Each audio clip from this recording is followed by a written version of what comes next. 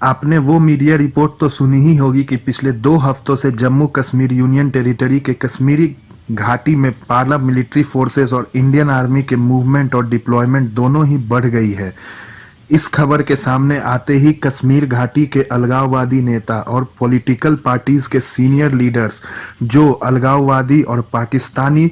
फलस्तीन के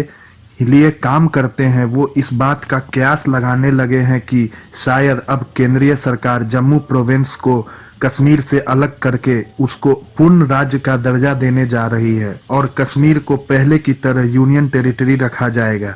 इस तरह की अफवाहों के बाद पाकिस्तान ने भी 2 दिन पहले एक बयान जारी करके इस तरह की खबरों पर चिंता जताई थी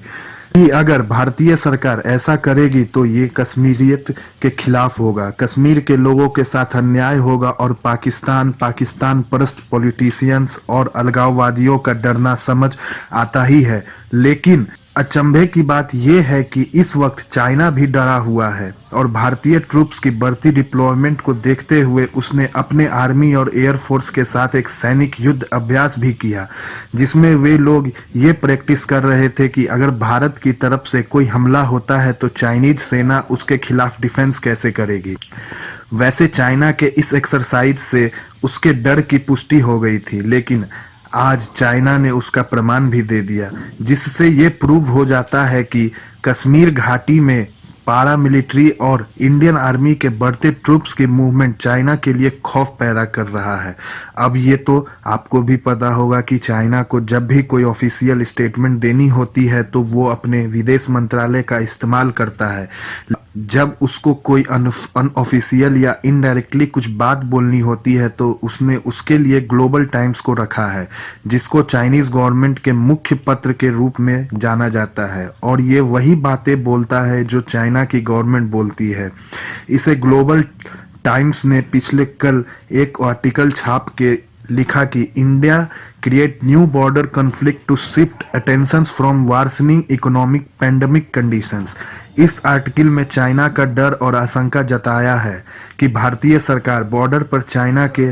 साथ कोई नई टकरार शुरू करने जा रही है। ग्लोबल टाइम्स के इस आर्टिकल के मुताबिक ऐसा इसलिए किया जा रहा है ताकि प्रधानमंत्री नरेंद्र मोदी और उनकी पार्टी भारतीय जनता पार्टी, जो कि नेशनलिस्ट यानी बहुत ही राष्ट्रवादी विचारधारा के हैं, ये भारत में पेंडेमिक से बिगड़ने सिचुएशन और डूबती अर्थव्यवस्था से ध्यान भटकाने के लिए सीमा पर चाइना से टकरार करेंगे। ग्लोबल टाइम्स के मुताबिक ये भारत की राजनीतिक परंपरा है कि घर पर संकट आने पर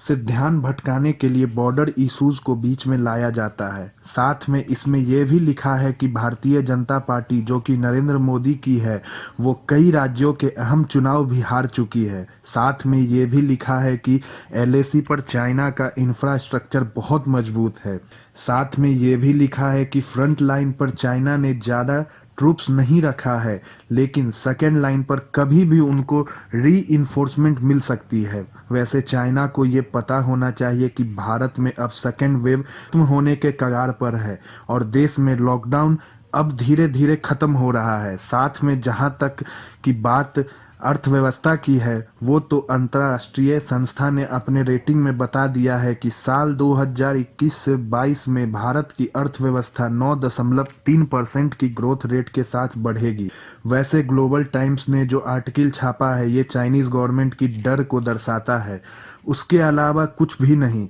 साथ में ये देखकर सुकून मिल रहा है कि अलगाववादी पाकिस्तानी नेता और चाइना में भी भारत के एक्शन का डर दिख रहा है। खैर, कश्मीर में बढ़ती आर्मी ट्रूप्स को देखते हुए आपको क्या लगता है, मोदी सरकार कश्मीर में कुछ बड़ा करने जा रही है, हाँ या नहीं? नीचे कमेंट करके अपनी राय जरूर बताएं।